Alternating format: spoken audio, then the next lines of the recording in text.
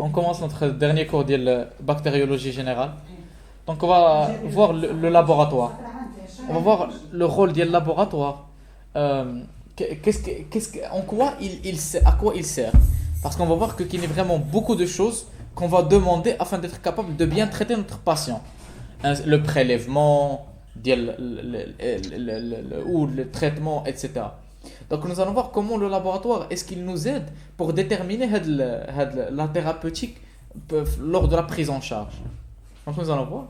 Pour diagnostiquer une infection, on peut soit faire un diagnostic direct, donc mise en évidence directe du germe, soit un examen microscopique, ou bien d'une partie du germe, on trouve un antigène ou bien un matériel génétique au niveau du prélèvement, ou bien on l'isole et on le cultive. Donc on va avoir des colonies. Ou bien un diagnostic indirect, en utilisant un sérodiagnostic ou bien l'immunité cellulaire, pour voir est-ce qu'il y a des réactions d'agglutination. Ce sont des principes qui vont dépister est-ce que l'agent infectieux il existe réellement au niveau de ce prélèvement. Donc pour être capable de faire ce diagnostic, on aura besoin de faire un prélèvement. Donc c'est pour cela, il faut savoir, pour avoir une bonne qualité de prélèvement et avoir une bonne qualité de résultat, il faut répondre à ces questions. Pourquoi est-ce qu'on prélève la chose? Parce qu'on peut prélever les urines, le sang, les selles, la salive, le pus, etc. Donc on doit savoir qu'est-ce qu'on doit prélever. Quand est-ce qu'on doit le prélever? Parce qu'on va voir qu'il y a certaines bactéries qui agissent d'une manière, qui sont éliminées d'une manière nictémérale, avec un cycle. Où est-ce qu'on doit prélever?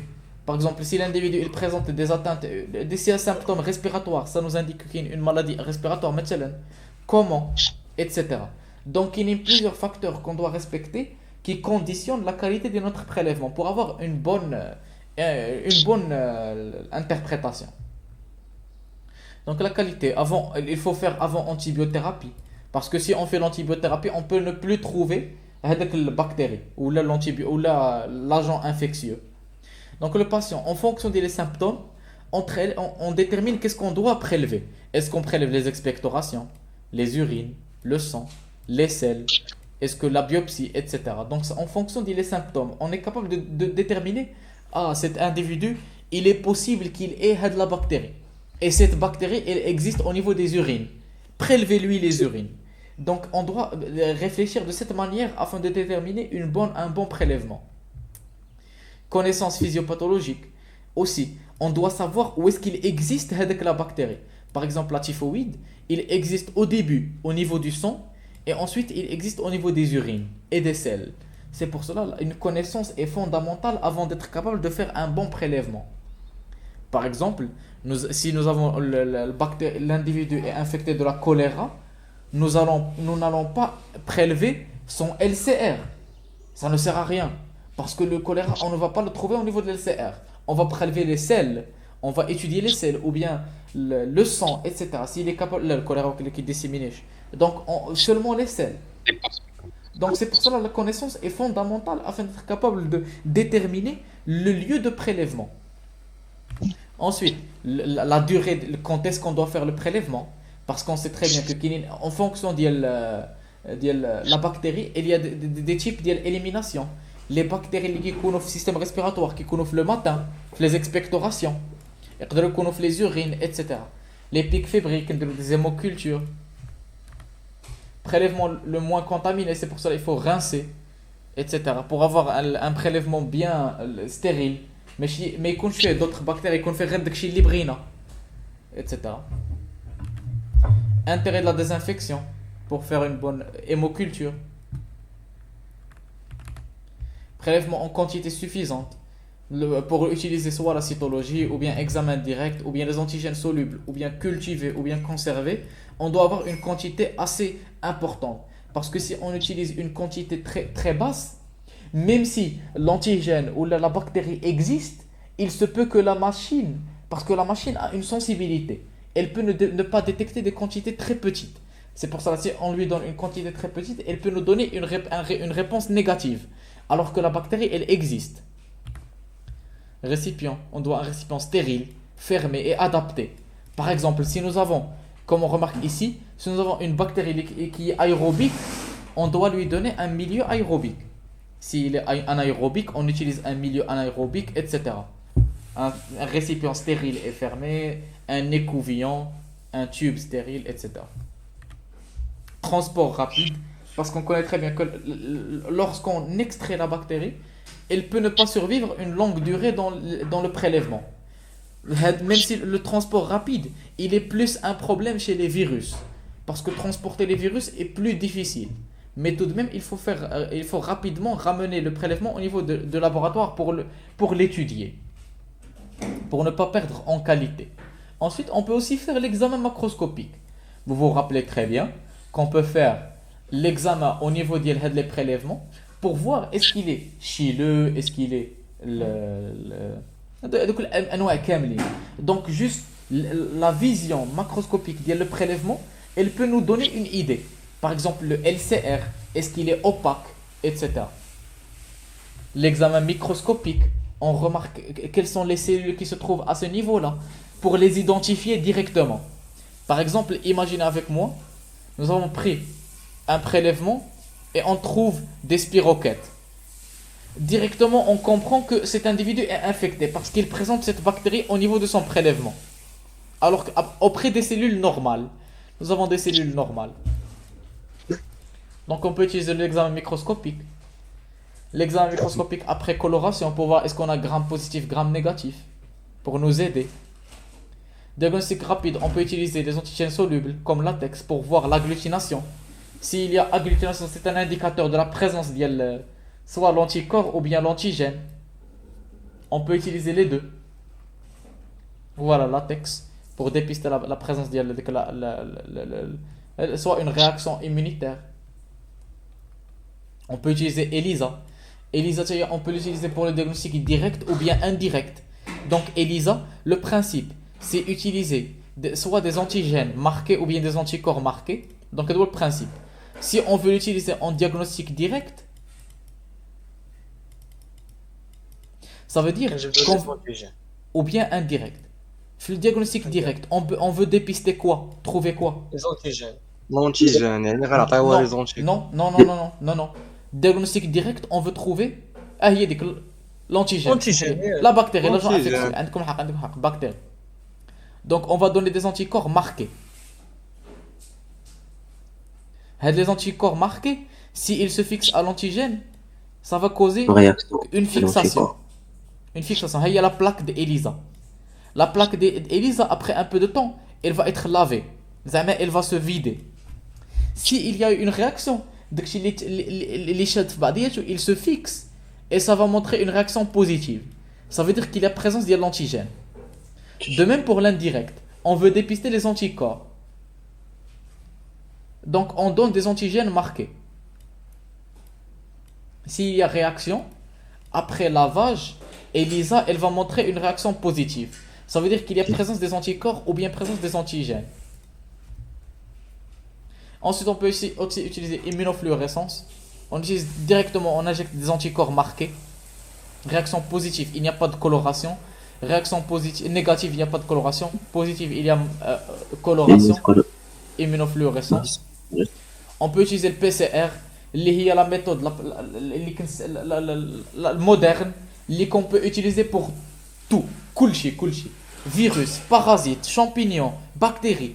Parce que tout ce qui existe au niveau de la nature, il possède un matériel génétique.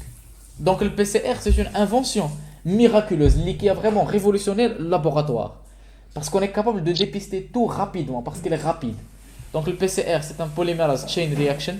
Vous vous rappelez de comment elle fonctionne. Donc on cause une multiplication rapide du matériel génétique. À partir d'un peu d'ADN, on aura une quantité très élevée et on fait l'électrophorèse. Ce qui nous donne une idée sur on travaille avec quoi. On peut aussi cultiver pour voir des colonies. On peut utiliser cultiver une seule bactérie ou bien plusieurs. ياسين في بي سي ار الكتروفوريز زعما احنا درناها واش كونكومباريوها لشي مثلا بي سي ار اللي فيت منا دايرينو ديال لي بكتيري كاملين وكنشوفوا شكون اللي لا باش نشوفوا كاين جين كاينين اين تيب دو جين عند هاد لا بكتيري كنشوفوا جين وباش باغ جين. باش كنديروا داك الشيء، واش كنديروها بشي مابينغ ولا شنو زعما؟ واش كيكون عندنا كناناليزيو مثلا ان تابلو كل كومباراتيف. هو البي اه سي ار ديال تو لي جين اللي كاينين، جين ا، جين بي، جين سي، جين دي باغ اكزومبل. ا اها بي سي اي دي. دونك هذا هو ان تابلو كومباراتيف بيناتهم. غادي نعمرو هنا كيكون كحل. اوبس. Bon, donc tu comprends l'idée. Et notre tableau ديال البي سي ار اللي درنا تا هو غنشوفوا شنو عطانا. اسكو عطانا ا بي سي et D. On va voir qu'est-ce qui est coloré. Donc on détermine. إذا كان غير هاد الجوج اللي coloré, on connaît très bien que la bactérie qu'on travaille avec, elle présente le gène A et le gène D. Elle est surtout utile pour la classification de la famille de la bactérie. مثلا, pas est-ce qu'elle est par ratifie Q1, Q2, Q3, etc. On compare. Ça va? Ça. Très bien. Donc on continue. Les cultures, on peut les cultiver et observer les colonies. Identifier par la morphologie, est-ce qu'il est gram positif, gram négatif, est-ce que staphylocoque, streptocoque, hémophilus. Caractères culturaux, est-ce qu'il est exigeant, est-ce qu'il n'est pas exigeant, etc. Caractère biochimique, est-ce qu'il a des réactions négatives ou bien positives à de l'enzyme ou à quelque chose d'autre, à de l'élément. Test de sensibilité aux antibiotiques, l'antibiogramme, afin de déterminer quel type d'antibiotique on peut utiliser contre cette bactérie. Comme on le remarque ici, l'antibiotique il est inefficace parce qu'il laisse la croissance des colonies à côté. Par contre, cet antibiotique il est efficace parce que rien ne peut vivre à ce niveau-là.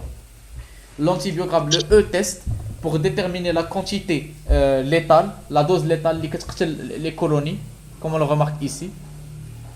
Et c'est Non.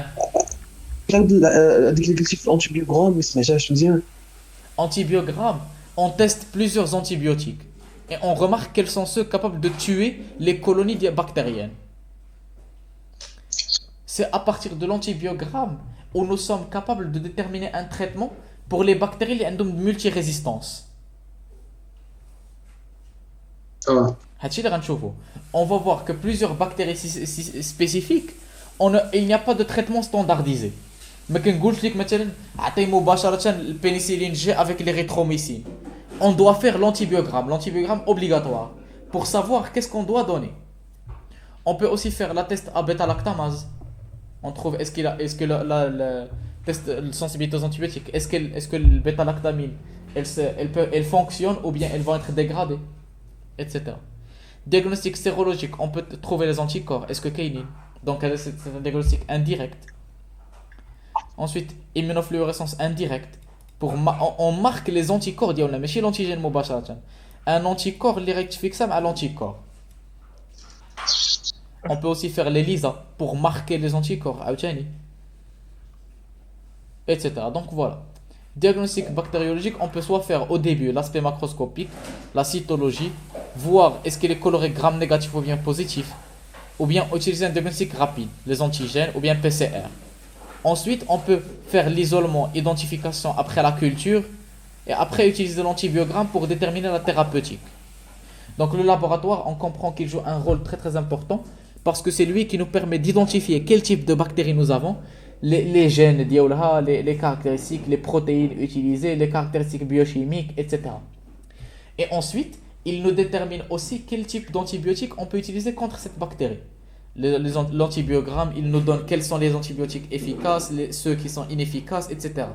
Donc on comprend directement que le laboratoire, il joue deux rôles. Un rôle, la médecine, la santé publique, parce qu'il permet de déterminer les caractéristiques. Mais une épidémie. Qui dit qu'une épidémie, le virus, c'est le virus H1N1. C'est grâce à l'identification. Ensuite, il nous donne un intérêt thérapeutique parce que c'est lui qui nous détermine quel est le traitement efficace grâce à son antibiogramme. C'est pour cela qu'il faut respecter les consignes des prélèvements afin d'avoir une bonne thérapeutique et une bonne identification des malades. Donc voilà, nous avons terminé notre dernier cours de la généralité. Ça va? Yes.